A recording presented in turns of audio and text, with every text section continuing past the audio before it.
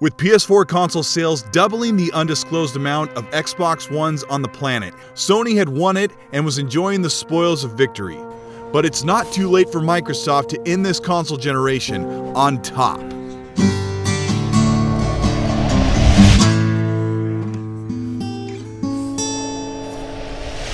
Since 2014, Microsoft has been pushing hard to win over lost customers that jumped the Xbox 360 ship to ride the PS4 hype train. Even securing Insomniac, who normally would develop for the PlayStation to bring Sunset Overdrive to the Xbox. The first 3 years of the Xbox One treated gamers with high-rated exclusives, keeping on par with PS4's offerings of Bloodborne, The Order 1886, and infamous Second Son. By the time the flagship title Uncharted 4 had arrived, Xbox had answered with Gears of War 4. But next to the biggest, highest-selling games, PS4 had a large variety of niche titles with global appeal, and the sales gap of consoles was soon doubled. Once 2017 hit, the mistakes of Xbox One's launch had caught up with them. There was a massive void of third-party support that was going to PS4 and leaving Xbox largely ignored. Even though 2017 was a mirage, with the media focused on the first half of the year, with only Halo Wars 2 to contend with Horizon Zero Dawn, Nier Automata, Neo, Crash Bandicoot Trilogy, and Hellblade: Senua's Sacrifice. Of course, PS4 had several other games along 2017, but the contrast was striking, especially with Xbox's Scalebound and Fable MOBA cancelled, and Crackdown 3 delayed again. But Microsoft did the end of 2017 right, with the ushering in of the Xbox One X, a successful campaign, a near sold-out opening, accompanied by over 150 enhanced games showing Sony how to launch mid-generation refresh hardware. Cuphead was an award-winning Xbox exclusive, Forza 7 blew graphic files away with its Ultra 4K 60 presentation and reliable top-tier gameplay. And to show that Microsoft hasn't forgotten how to fight the good fight, Xbox had secured the exclusivity on console for PUBG, selling 4 million copies on the Xbox in less than 2 months. So what does Microsoft have to do to make up lost ground this late in the generation? Games cannot be created out of thin air, and when a game is announced, it is precluded by a year or more of brainstorming and promotional marketing. And Microsoft has decided to avoid long development anxiety for consumers by not announcing games too early.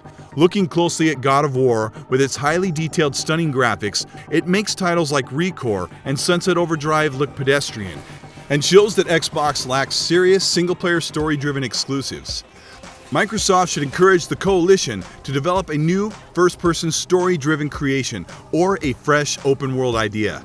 And 343 has their team embroiled in Halo, but after Halo 6 in 2019, 343 needs to expand their scope to a new IP or a third-person based Halo game.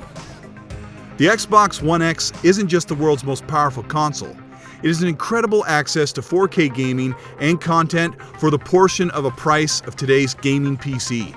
Microsoft has taken the stand that the base Xbox One at $250 is the top-selling console for the company, but comparing what the X offers, it seems the more powerful console is the best choice. Still, Microsoft needs to be more assertive with the price of the X. No doubt the price couldn't budge even $50, with all of that hardware and the 4K Blu-ray player. But stacked up against the PS4 Pro at $400, the $500 Xbox One X price tag is a bit of a deterrent when gamers look at games available. One way Microsoft can remedy this is to subsidize the X price tag by bundling in great services. Offer 3 months of Xbox Game Pass at a $30 value and sell the Xbox One X at $450 for a limited time. Game Pass subscribers will most likely continue this renewable revenue stream, with the irresistible promise of first-party, brand-new titles and the allure of great games in the service. Third-party support is essential for building a massive, diverse, and game-selling console. Looking at PS4's lineup, it is dominated with multi-plats and third-party exclusives that never came to Xbox. To make up lost ground, Microsoft needs to push for third-party inclusion of PS4 games. Even pre-existing games like Crash Bandicoot Trilogy and Hellblade: Senua's Sacrifice. Microsoft clearly has the funds to acquire more games like this. Timed exclusives aren't getting the job done. Microsoft has spread its software across the Xbox consoles and Windows 10 PC while offering profitable services like Xbox Game Pass, EA Access, and garnering acclaim from the community with cross-play and an excellent, reliable Xbox Live service. With the most powerful hardware, some of the best features and benefits in the console business, Xbox is just missing those third-party deals and those story-driven single-player exclusives.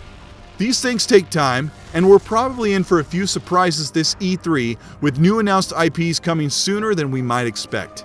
But with a massive revenue stream in the Xbox and Windows 10 gaming department, they could tolerate to let their economic muscle do the talking and secure more of these third-party deals, incentivize their own studios to broaden their horizons, and acquire a first-party studio with all this talent leaving closing studios around the world.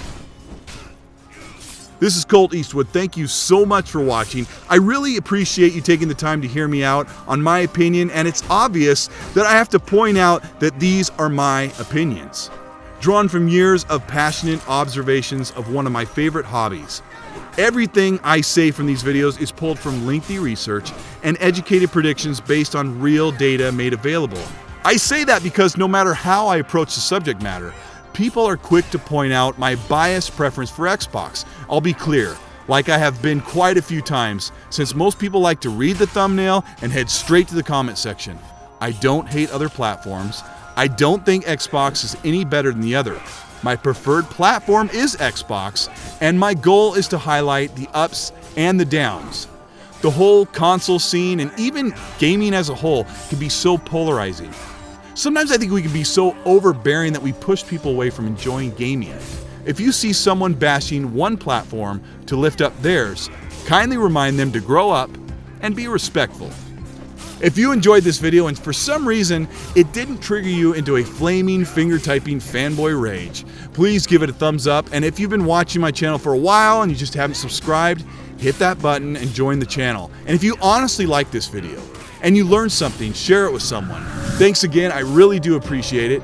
Add me on Twitter and Xbox Live at Colteastwood if you want to discuss this topic. I hope all of you have a great week. I hope you're having fun, and remember, be nice.